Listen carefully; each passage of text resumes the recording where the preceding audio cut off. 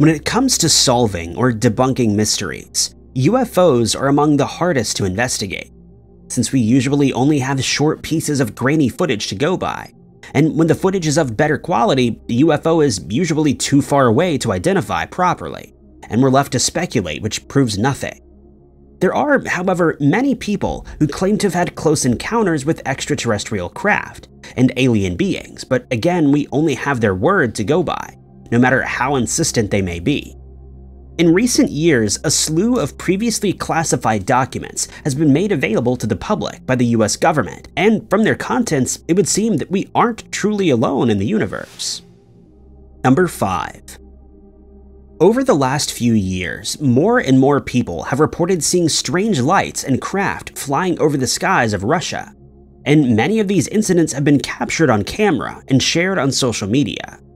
There is, however, one case that stands head and shoulder above the rest, as it involves a crashed UFO, which contained materials that still continue to baffle scientists to this day. It all started in the small, far eastern mining town of Delnogorsk on the 29th of January, 1986, in cold and snowy conditions. At around 8 p.m. that evening, several witnesses would see something in the sky that defied belief, and has now become known as the Height 611 incident. They would report that a glowing red sphere appeared in the skies to the southeast, and from the moment that it came into view, it seemed to be in trouble. The sphere seemed to be glowing red hot like a piece of metal that had been placed in a forge, and on more than one occasion, it seemed to attempt to ascend, but every time that it did so, it would begin to glow red and descend again. The sphere, which was reportedly almost perfectly round, was just less than 10 feet in diameter, flew through the night sky without making any sound, and when it wasn't trying to ascend, it flew parallel with the ground until it had what witnesses described as a catastrophic failure. As the object approached a nearby mountain, witnesses say that it seemed to stutter in the sky as if it was experiencing engine failure. Some witnesses reported seeing it stutter twice, while others say it happened up to 4 times, and it almost seemed as if the pilot was trying to restart the engine. But if this is the case, they failed as the sphere continued towards the mountain and eventually crashed into it with a thump at an altitude of 611 meters, which is where the incident got its name. The sphere came to rest at the edge of a cliff, where it seemed to burn with great intensity for at least an hour, melting the snow that had gathered in the surrounding area. And the first person to investigate the site was the head of the Far Eastern Committee for Anomalous Phenomena, who arrived 2 days later. He immediately noticed that the area was littered with silica, indicating that the sphere had indeed been burning at very high temperatures that affected the surrounding rock. He also noticed that pieces of metal were strewn around the site, some of which appeared to be small spheres. A nearby tree had caught fire due to the crash and was said to be all but incinerated, and it reportedly smelled like chemical fumes. Also littered around the site were small nets and what looked like pieces of shattered glass. When these tiny pieces of net were later inspected more closely, they were found to be incredibly intricate with extremely small threads and what looked like thin gold wire. They quickly ascertained that these nets were constructed using a technology that we were not aware of. The metal pieces that were found at the site were subjected to melting temperatures, but they didn't all react the same, as some simply melted while others formed small metal spheres, and it wasn't possible to identify the materials that they were made up of. Further confusing matters was the fact that when the mesh was subjected to high temperatures, some of the material would simply disappear, while other materials that weren't present in the first place suddenly appeared. When ash that was recovered from the crash site was analyzed, it was found to contain biological material, suggesting that something had been caught in the resulting fire, causing it to completely be incinerated. This has caused a lot of speculation, with some people believing that the ash belonged to an alien that was piloting the sphere, while others think it was likely an animal that was unlucky enough to be in the wrong place at the wrong time. Everyone who witnessed this strange event agreed that it is truly bizarre, but things were about to get even weirder. Just over a week later, at 8:30 p.m., 2 more spheres were spotted flying in the area. These spheres, however, didn't glow red as the first one did, and they were described instead to be a yellowish color.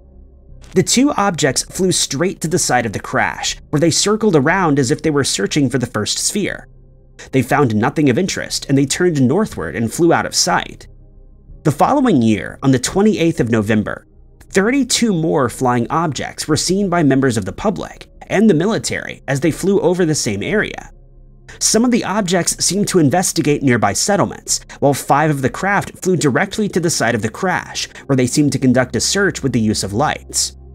A group of men working at a nearby quarry later reported that they saw a massive cylindrical object the size of a 5-story building flying directly towards them, and they noticed that the object's tip was glowing fiery red. Despite the size of the object and the fact that it was relatively close to the workers, they reported that it made no sound as it flew, and at one point they became certain it would crash into them, but thankfully it didn't.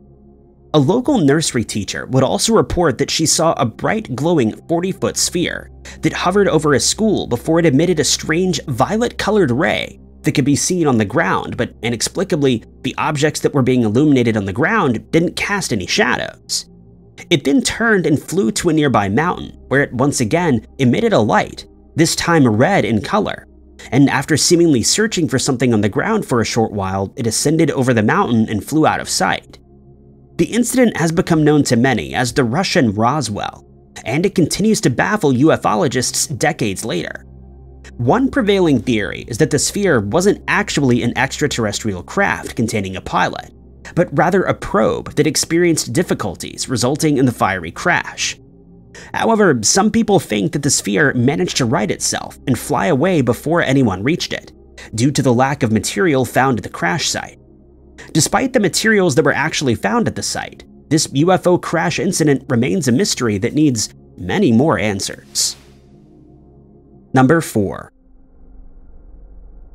It's often the case when witnesses describe seeing unidentified flying objects in the sky that they're dismissed as being weather balloons, as was the case with an incident that took place in 1948. But not many people are willing to accept this as a viable explanation. What makes it even more frustrating is the fact that the most credible witness to this incident stated afterward that if he hadn't seen it himself, he would never have believed that it was possible. The entire encounter only lasted a total of 27 minutes, but that was long enough to make a lifelong impression on Lieutenant George F. Gorman, who was serving as second lieutenant in the North Dakota Air National Guard. At the time, Gorman was flying his P-51 Mustang plane across the country in the company of a few more planes that were being piloted by members of the National Guard. Conditions were perfect for flying, and so when the planes arrived at their destination at Hector Airport in Fargo, Gorman decided to stay in the air for a while longer to add some night flying time to his record. At around 9 p.m., he decided to come in for a landing, but he was told by the control tower that there was another plane flying below him, and Gorman quickly spotted it. But just a moment later, something flashed in his peripheral vision, and at first he thought it was yet another plane. But when he reported it to the tower, they replied that there were no other aircraft in the area, and he decided to investigate. He turned his plane toward the object and managed to get within 1,000 yards of it, and he described the object as a ball of white light that seemed to be blinking. Determined to investigate further, Gorman pointed his plane directly at it, but as he approached, the light solidified and darted away from him at what Gorman estimated to be about 250 miles per hour. He added that as he chased after it, the object sped up to around 600 miles per hour, leaving Gorman and his plane behind. And just when he thought he would lose it, the object turned and flew directly into his path. Gorman held his nerve and kept his plane aimed at the object, and just when it seemed certain that there would be a mid-air collision, it suddenly pulled up and flew over the top of his plane, causing him to duck involuntarily as it streaked over him. For the next 27 minutes, Gorman tried in vain to catch up to the strange object, but he found himself completely outmaneuvered, not only by speed, but by the angles that the object was able to achieve. While all of this was going on, the control tower chief had fetched a pair of binoculars, and he would later report that he followed the entire dogfight as it was happening. The smaller plane that was reported shortly before Gorman spotted the craft was occupied by 2 men, who also stated that they saw the entire incident unfold. In the meantime, Gorman had turned his plane toward the disc once again after it flew over him, but as soon as he did so, the object turned and flew towards him once more. This time, Gorman was even more convinced that he would collide with the craft, but seconds before impact, it suddenly shot straight up into the night sky. Gorman decided to follow, but its ascent was so steep that his plane stalled and he eventually lost sight of it as it continued to climb at great speed. Gorman decided to come in for a landing, but he was so shaken by the experience that he had trouble bringing the plane in, despite being a very experienced pilot. He would later state that he was certain the object was being controlled by something that possessed intelligence. He also said, quote, "I'm further convinced that the object was governed by the laws of inertia, because its acceleration was rapid but not immediate, and although it was able to turn fairly tight at considerable speed, it still followed a natural curve." He also reported that at one point he lost consciousness due to attempting to match the object's speed and maneuvers. He admitted, however, that it would have been impossible for him to catch up to it, since it clearly possessed greater speed and handling than his plane did. The incident came at a time when the US had launched its very first study of unidentified flying objects, called Project Sign, and just hours after the dogfight, Gorman was approached by investigators who asked him to provide them with a sworn statement. It was also reported that strange men, who were seemingly connected to the government, conducted interviews with not only Gorman, but the two air traffic controllers and the occupants of the other plane.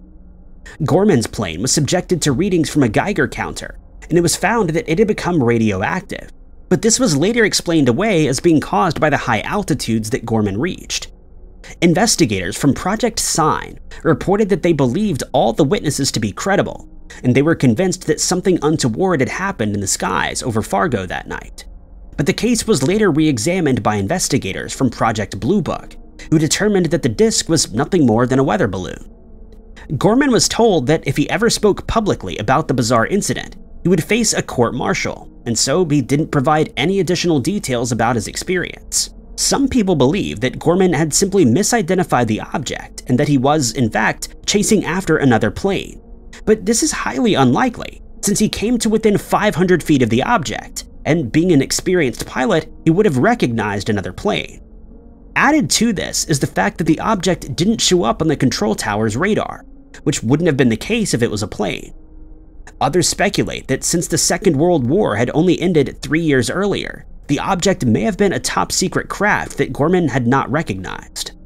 Another theory is that it was actually an R-1 rocket that had been developed in the Soviet Union, but these rockets were only able to travel as projectiles with limited maneuverability at slow speeds, and this would not explain the disk's ability to change course rapidly while traveling at a very high rate of speed. Gorman has since passed away, taking any further first-hand accounts of the strange incident with him.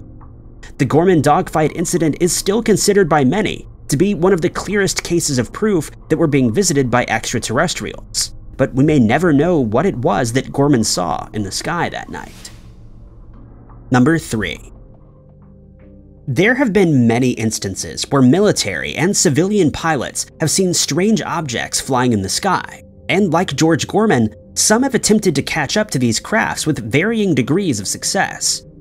It must be equally tempting to investigate a site where a UFO is said to have crashed, though many people would warn that this isn't a good idea. However, one man, Tony Galvano, had no reservations for his own safety when he witnessed a UFO crash landing in Salta, Argentina. The year was 1995, and on the 17th of August, at around 1:45 p.m., Galvano was in the middle of eating his lunch when he saw something in the night sky that he could have never expected. He would later describe the object as a sort of flying saucer that was seemingly made of a highly reflective material.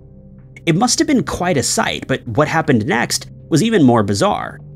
Suddenly, 2 other objects appeared behind the UFO, and Galvano immediately guessed that they were missiles that were headed straight for the strange object. A few moments later, the missiles found their target, and the UFO was immediately in trouble, falling to the ground as Galvano looked on. For a few seconds, he heard nothing, but then the sound of a massive explosion reached him, followed by tremors that were caused by the blast. The explosion was so intense that the resulting tremors could be felt as far away as 200 miles, and people who witnessed the incident, as well as those who felt the earth shaking, began to worry that something serious had happened. Galvano kept watching, and next, he saw smoke rising from the site of the crash. It was now confirmed in his mind that something had been shot down, and he was curious to find out what it was. But he wasn't the only one looking for answers, as many of the residents that had also witnessed the incident began running to the crash site. In the meantime, however, Galvano was on his way to his Flystar plane, which was parked on a nearby runway. He wouldn't have much success after taking off, though, as the smoke from the crash had made flying dangerous, and he decided to return to the ground. When he spoke to other witnesses, they would recount the same scenes that he had seen, and he decided to look into it further by organizing a search party. He and other local residents walked to the crash site, but to their dismay, they were unable to find the downed craft. He would not give up so easily, though, and 2 days later, curiosity got the better of him once more, and he decided to take another look using his plane. This time, he managed to locate the crash site from the air, and he could clearly see that a massive object had hit the ground before sliding along the ground and eventually coming to a stop. He reported that the strip of destruction left by the object was at least 3 miles long and around 20 feet wide. He managed to fly a little closer to the ground, and he noticed that the surrounding vegetation had been all but wiped out, and the trees that were left standing had strange acid-like burns on their trunks. Just as he decided to turn back, his plane started acting strangely, and he realized that the engine was about to stall, as he was quickly losing altitude. He decided to execute an emergency landing, which he performed successfully, but when he exited the plane, he noticed something weird about the sand. He bent down and picked up a handful of dirt that he would later describe as nothing he had ever seen in his life. When the sand was later analyzed, it was found to be nothing that can be found on Earth, as it contained material that we've never seen before. Galvano wasn't satisfied, though, and he continued to organize searches of the area in hopes that he would find some answers. 2 weeks after the crash, he and his fellow researchers were scouring the site once more when they were confronted by men in black suits that were carrying weapons. They were informed that they were no longer allowed in the area as the incident was now being investigated by them. Despite the searchers' best efforts, they couldn't get any further information out of the strange men, and Galvano was told by one of the men to forget the whole incident, since, quote, what was coming down is very heavy. He decided to heed their warning as he started receiving strange phone calls in the middle of the night, but whenever he answered, there would be no reply, despite the fact that he was certain someone was on the other end of the line. The men who had appeared at the crash site would be seen in the area over the next few years, but no further information about the crash was ever made public. Eventually, the story died down. The mysterious men were no longer seen in the area, and Galvano decided that it would be safe to go home, but he would continue his efforts to find answers. But the only other piece of evidence that he would ever find was provided by a family that lived on a farm a few miles from the crash site. The family who lived on the farm also witnessed the bizarre incident, and one of them decided to fetch their camera. The resulting photo that was taken is a strange one indeed. The column of smoke is clearly visible, and in the top right corner, there's a strange triangular flying object, possibly a plane that was sent to shoot the object down. The family who lived on the farm would later tell Galvano that they saw the object as it fell, but it was already on fire before it hit the ground, and they were clearly able to see that it was oscillating as it descended before the crash. Strangely, other witnesses that were closer to the crash site when the incident occurred would state that they saw additional metallic objects in the sky, and immediately after the craft had crashed to the ground, they shot up directly into the air before completely disappearing from sight. Another witness, a woman named Paz Amana, reported that in the days after the incident, she saw the craft that flew over the house as they headed to the crash site. A man who pilots a small plane confirmed this when he revealed that he managed to record a video of the craft, but the video was quickly confiscated by the Argentinian Air Force. There have been many theories regarding this incident, since there's so much to unpack.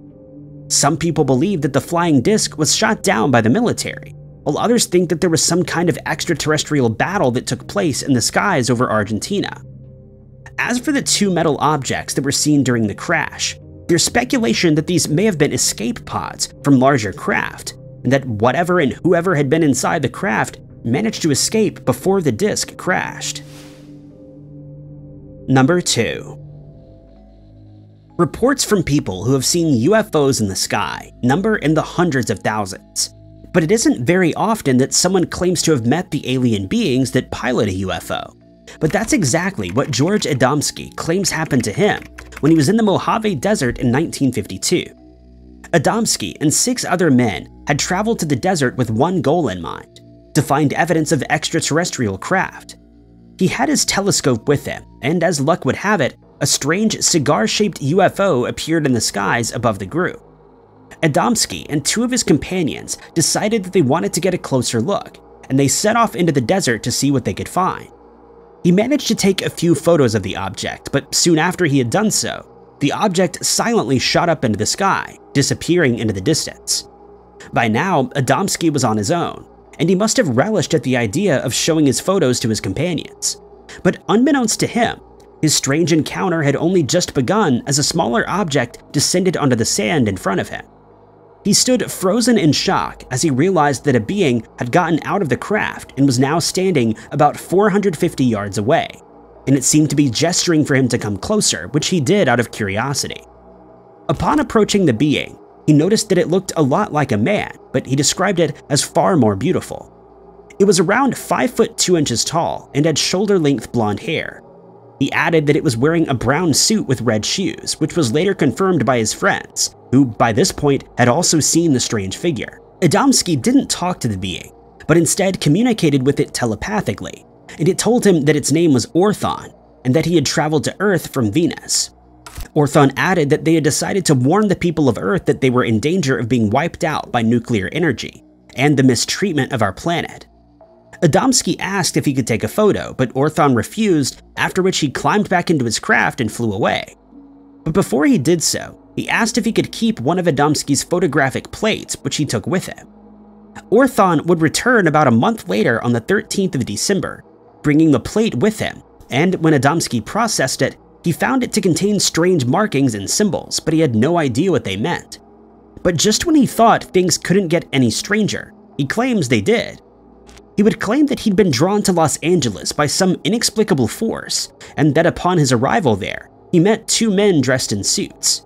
The men and Adamski traveled out of the city and into the desert once more, and along the way, the two men revealed that they were from Mars and Saturn respectively. When they arrived at their destination in the desert, Adamski was surprised to find Orthon waiting for them, and he explained that he'd been working on his craft that had suffered damage during landing. He adds that there was now no longer any need for telepathic communication, as all three of the men spoke perfect English. He also added that the two of them were called Furkan and Ramu, but explained that these were names that he chose for them, as they don't have names in the same sense that humans do. With the craft's repairs done, Adamski was asked if he would like to come aboard, and he accepted the invitation willingly. He says that he was asked to sit on a bench containing a rubberized safety bar, and after taking off, he could see the houses and trees below as the craft ascended. This is when he noticed the cigar-shaped craft that he had seen in the desert earlier. The small craft entered through the top of the larger ship, and he was introduced to a being called the Master, who is considered to be the leader of an interplanetary group of beings. The Master attempted to educate Adamski on the universe, stating that most of the planes that we observe actually contain life forms very similar to those on Earth, but most of these beings aren't yet able to inhabit bodies such as ours. He also revealed that humans have the ability to survive on any of these planets, since there isn't much difference between Earth's atmosphere and those found on other planets. He was also surprised to learn that all of these beings have a collective belief in a single creator. He stated that humans believe in this being too, but he noticed that we're reluctant to live by his laws, and if we were to do so, we would live in harmony, rather than conducting wars against each other. Adamski was then taken to several planets in our solar system, the most notable being Venus. He was told that when his wife passed away, she was reincarnated to live on Venus, and she was at peace with her new surroundings.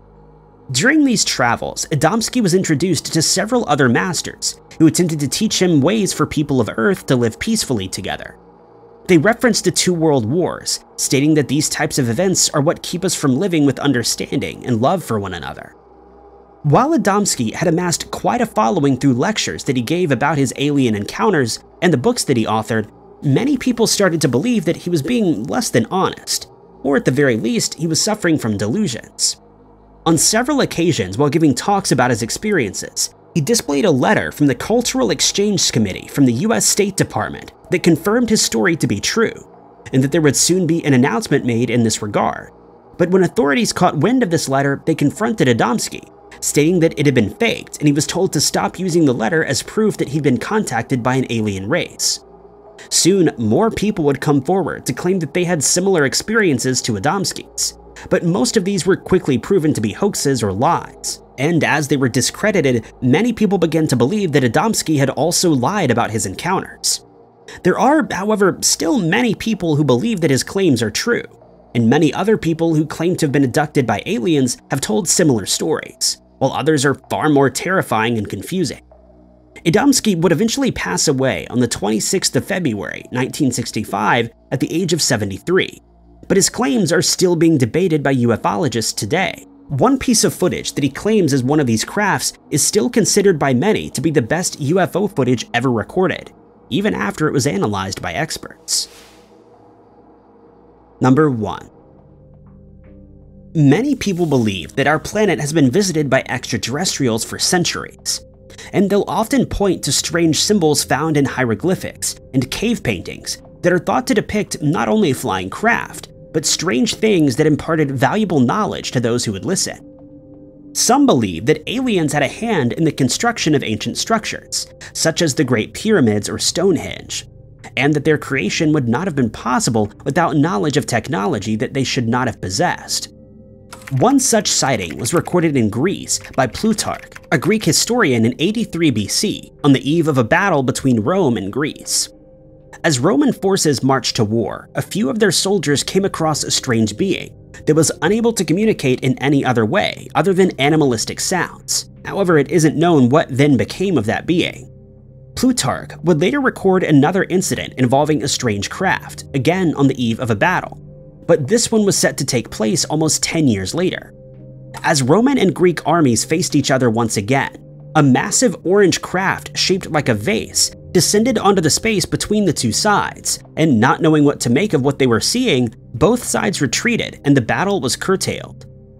There is, however, another incident that took place in Greece in modern times, more specifically September of 1990, and there were several witnesses, all of whom claimed to have seen the exact same thing. Witnesses reported that at 3 a.m. they saw at least 6 bizarre objects flying in the skies above Megas Platanos. They would add that none of the craft made any sound as they passed by, but one of the objects seemed to be having trouble maintaining stability. A shepherd would later claim that he saw the objects too, and soon after noticing the one that was flying erratically, he saw it crash to the ground a short distance from where he was standing. He managed to curb his curiosity and decided not to go any further, since the object had caught fire, but this wasn't the end of his strange sighting. The rest of the craft, possibly realizing the first had encountered trouble, then flew directly over the craft where they hovered in the sky. A few moments later, 2 of the craft slowly and deliberately descended towards the first, and the fire suddenly stopped burning, as if it had been extinguished by the other objects. This is when what many people believe to be an alien retrieval mission began. The sun had not yet risen, and so many people were able to see what happened next. Over the next few hours, smaller lights were seen traveling between the 5 UFOs in the sky and the one that had crashed to the ground. They would descend toward the craft, where they spent a few moments hovering above it before shooting back up to the larger craft. It's believed by many that the smaller craft were retrieving broken pieces of the downed craft, a theory that's shared by many of the witnesses.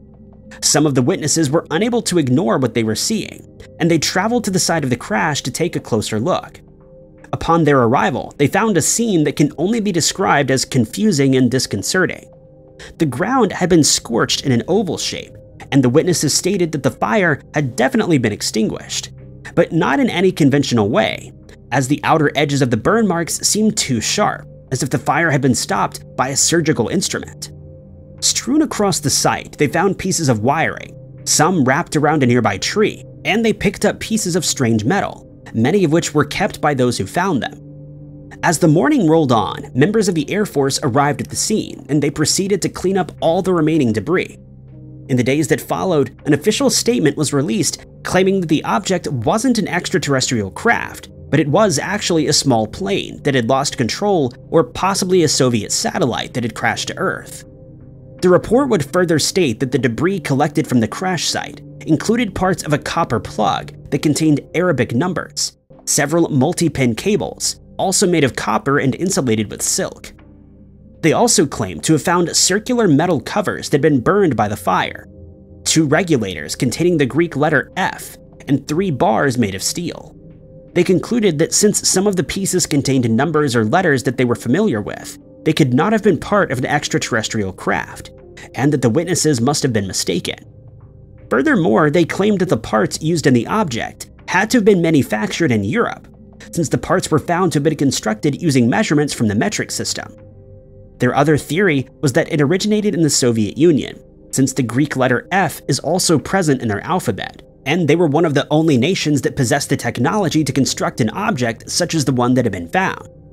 But the people who witnessed the event were far from convinced by the government's explanation, and they insisted that there had been at least 6 craft, followed by smaller craft that seemed to conduct a recovery operation. They questioned that if it had indeed been a small plane that crashed, what had become of the pilot? Where had the rest of the planes disappeared by the time they arrived at the crash site? And what were the strange sights that were hovering above the downed craft? But they would receive no further answers or speculation from the authorities. However, there were still many theories that were being thrown around.